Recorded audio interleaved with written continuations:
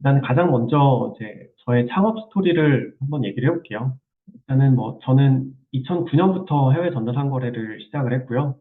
저도 예전에 똑같이 회사 다니고 그리고 똑같이 이렇게 혼자 시작을 했었고 그리고 중간에 뭐 정말 많은 여러 가지 사업들도 해보고 물론 전자상거래 관련된 여러 가지 사업들도 해보고 돈도 벌어보고 망해도 보고 진짜 우여곡절이 많이 있었습니다. 그래서 그런 얘기들을 간단하게 한번 해보도록 하겠습니다. 일단은 저는 지금 현재 이베이 재팬에서 공식 강사로 있어요. 한국에서는 저만 이베이 재팬에서 강사로 되어 있고, 저는 2009년부터 이베이 마켓과 이제 큐텐, 이제 처음에 제가 사실 했던 마켓은 큐텐 재팬이 아니라 큐텐 싱가포르였어요. 그래서 큐텐 싱가포르를 팔다가 이제 나중에 큐텐 재팬으로 확장을 한 케이스인데, 이렇게 다양한 여러 해외 전자상거래 운영하는 노하우로 한국 이커머스 셀러들이 한국에서만 이제 돈을 버는 게 아니라 모두 해외에서 외화를 벌어왔으면 좋겠습니다. 여기 계신 분들 중에서 유통업을 하고 계신 분들도 계시고, 이제 브랜드 셀러 분들도 계실 텐데, 나중에는 여러분들만의 브랜드를 또 런칭을 해서 해외로 확장을 하셨으면 좋을 것 같습니다. 저는 아까 얘기했던 것처럼 2009년부터 창업을 시작을 했는데요. 저도 해외 이커머스를 알게 된 거는 싱가포르에 있는 친구 때문에 알게 됐었고, 그 친구를 통해서 이베이라는 마켓과 이제 그때 당시에 큐텐 싱가포르, 이제 글로벌 G마켓이라고 했었거든요. 그 마켓을 알게 돼서 한국 상품을 해외로 판매를 하기 시작했었습니다. 그래서 그냥 잡화나 뭐 화장품 돈 되는 거 다 이렇게 팔았고요. 그리고 2010년도부터 본격적으로 이제 유통업을 하기 시작을 했었어요. 그래서 저도 지금 뭐 대부분의 한국 셀러분들이 많이 팔고 계시는 한국 화장품, 그리고 자파, 케이팝 이런 것들 많이 팔았어요. 제가 2010년도에 가장 먼저 판매했었던 화장품 브랜드가 이때 부산에 있었던 브랜드예요. 지금 아직 있는지 없는지 모르겠는데, 아무튼 이때 팔았었던 아이템이 한 2,000원, 3,000원 정도 갖고 와서 거의 한 12,000원, 13,000원, 거의 마진을 한 10,000원 정도씩 보고 이렇게 판매를 했었죠. 근데 사실상 그때는 이런 가격으로도 충분히 판매가 일어났었습니다. 판매가 잘 일어났다라기보다는 한국 화장품이 사람들이 되게 좋아한다, 이렇게 이제 알게 됐었죠. 그리고 2011년, 2012년도부터는 정말 진짜 본격적으로 화장품을 판매를 하기 시작했었는데, 이때 이제 팔았었던 브랜드들은 이제 거의 대부분 다 여러분들 대부분 다 알고 계시는 로드샵 브랜드들은 다 판매를 하기 시작했었습니다. 저는 이때 당시에 판매했었던 화장품 브랜드가 약 22개 정도 브랜드를 판매를 했었었고요. 상품 SKU, 즉 상품 품목 수로는 약 한 2만 개 정도? 이 정도 상품을 가지고 이제 취급을 하면서 상품을 판매를 했었어요. 어, 처음부터 이렇게 판매를 했던 건 아니고요. 처음에는 저도 이제 한 개, 두 개 브랜드로 시작을 해서 이제 유통업을 거의 정리하기 전까지는 이 정도 브랜드로 같이 판매를 했었습니다. 자, 그리고 2014년도에서는 이제 해외 물류업도 시작을 했고, 아까 얘기했었던 FBA도 시작을 했고, 이제 중국에 가서, 광저우에 가서 그곳에서 이제 지금 얘기하면은 4PL이라고 하지만 상품을 사입 대행 그리고 포장 발송 대행 해주는 이런 서비스도 런칭을 했었습니다. 그러다가 이제 2018년도에서는 해외 전자상거래 관련된 전문적인 소프트웨어를 개발을 했다가 이제 쫄딱 망하고 그리고 다시 이제 판매를 시작했죠. 유통업 그리고 브랜드 제품들도 만들고. 네. 지금은 이런 브랜드 제품은 자파나 뭐 아이디어 용품이나 트렌드한 이런 제품들을 가지고 판매를 하고 있습니다. 그래서 이렇게 쭉 정리를 해보니까 되게 열심히 살았구나. 네, 이런 생각이 들더라고요. 자, 그래서 제가 방금 얘기했던 내용들을 쭉 한번 보여드리면은 여기 보였던 것처럼 이제 2009년 9월 달에 저도 똑같이 개인 사업자를 냈었고요. 처음에 이제 저도 사업자를 냈을 때 이제 지금처럼 이런 창업 정보들도 없었고 유튜브도 없었었고 정말 아무것도 없었던 것 같아요. 그래서 그냥 무작정 사업자 내고 이제 지식인에 찾아보니까 뭐 이렇게 해라, 뭐 저렇게 해라 이런 대략적인 지식들만 보고 사업을 시작했었습니다. 그래서 처음에 개인 사업자를 내고 나서도 저도 굉장히 많이 좀 어리버리를 겪었던 기억이 있습니다. 그래서 이렇게 아까 얘기했던 것처럼 필리핀에다가 자동차 부품을 팔다가 이런 이커머스를 국내를 약 한 6개월 정도, 5개월, 6개월 정도로 했던 것 같아요. 그러다가 국내는 별로 재미가 없다라고 해서 나는 아예 좀 희소성 있는 시장으로 가자라고 해서 바로 이제 해외 시장으로 저는 눈을 돌렸습니다.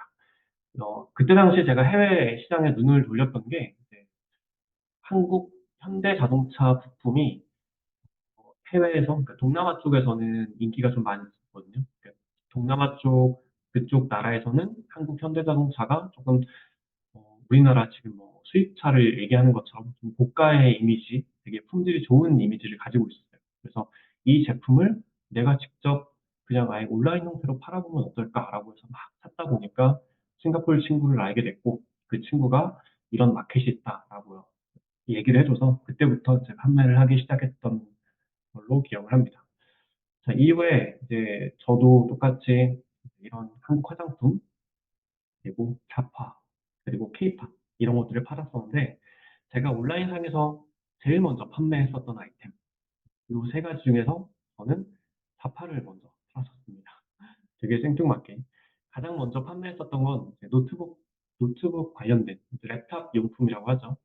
랩탑 용품 관련된 제품들을 팔다가 한국 화장품을 올렸는데 갑자기 이게 잘 팔리기 시작을 하고, 그리고 좀 더 자료를 리서치해 보니까 케이팝이 인기가 있어서 케이팝도 이렇게 확장을 하게 된 케이스고, 그러다가 제일 잘 매출이 제일 많이 나왔던 거는 이 중에서 이제 역시나 저도 한국 화장품들을 제일 많이 판매를 했었습니다. 그러다가 2011년도에서는 이렇게 싱가포르 마켓에서 주력으로 판매를 했었었고요. 어, 이때 당시에 싱가포르 마켓에서 한국 셀러가 판매하는 셀러들이 많이 없었어요.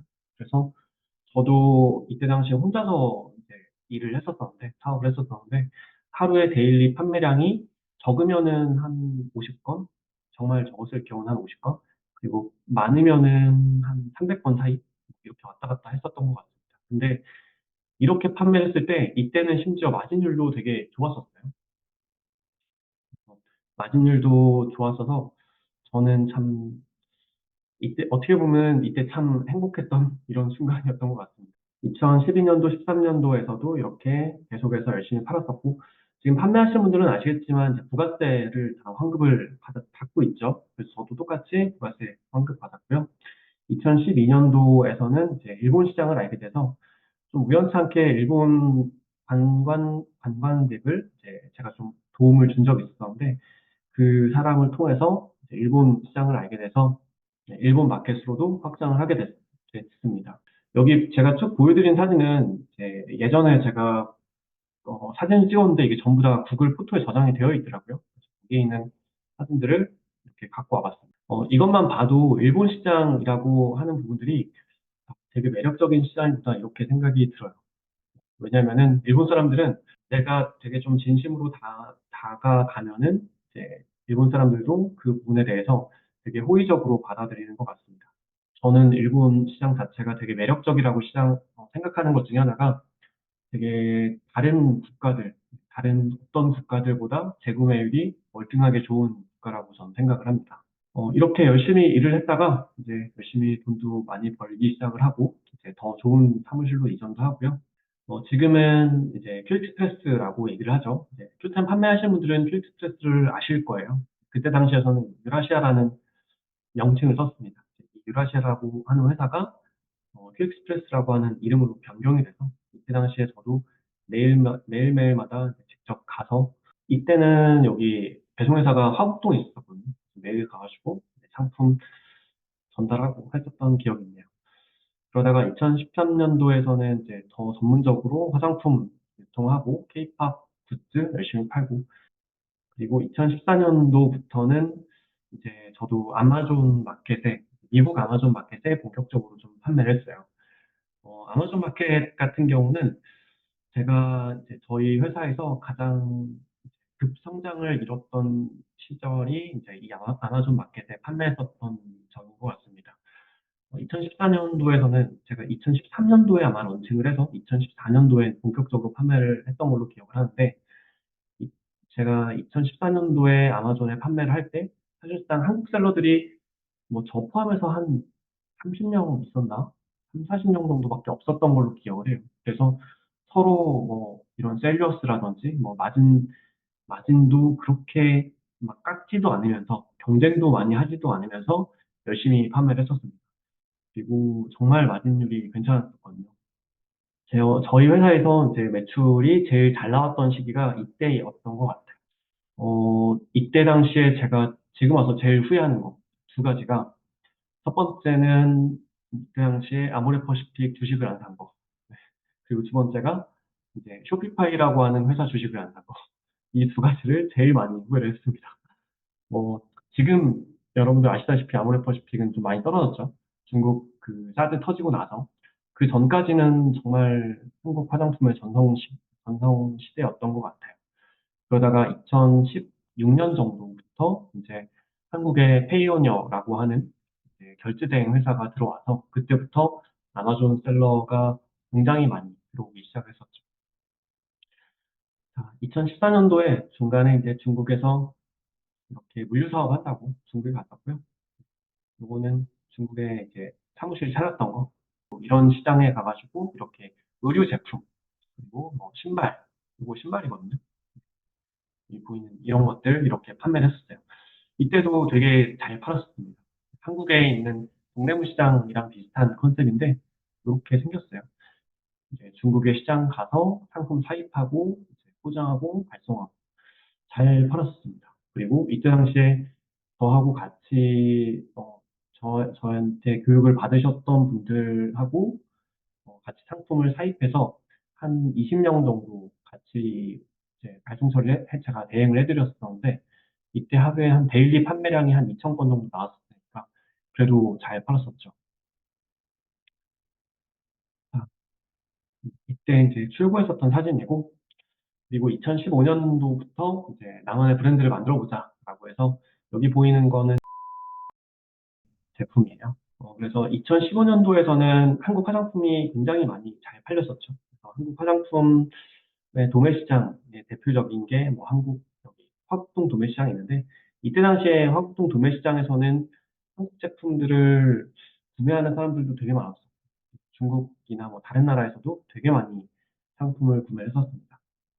저 같은 경우는 화곡동 시장에서는 많이 구매를 하진 않았지만 그래도 시장 아이템 보려고 하는 것들, 그리고 또 한 가지가 품절 단종 걸린 아이템들은 여기에 남아있는 경우도 있었거든요. 이제 그런 아이템들을 할 때는 이제 저도 가끔씩 시장을 갔었던 기억이 있습니다. 자, 그리고 2015년도에 이제 자사몰을 구축을 했어요. 자사몰을 구축을 했었습니다. 그래서 이렇게 구축을 했는데, 결국에는 이 자사몰이 그렇게 잘 되지는 않았어요. 뭐, 제가 얘기하는 기준이 잘 된다라는 기준이 어떻게 보면은 뭐 아마존 판매나 이런 마켓에 비해서 좀 잘 안 됐다라고 얘기를 하지만 사실상 그렇게 잘 되지는 않았습니다. 아마존에다가 상품 발송할 때 이제 쪽지라든지 이런 것들이 같이 넣어서 다 보냈었는데 실제로 아마존 고객이 제 쇼핑몰로 유입이 되는 경우들은 거의 없었고요. 따로 이제 저희가 마케팅을 돌려서 이때 당시에서는 페이스북 광고를 많이 돌렸었고 이런 이미지 형태로도 많이 노출했었었고 했는데 생각 외로 이제 리소스를 부은 것 대비 이렇게 효율은 그렇게 잘 나오진 않았어요.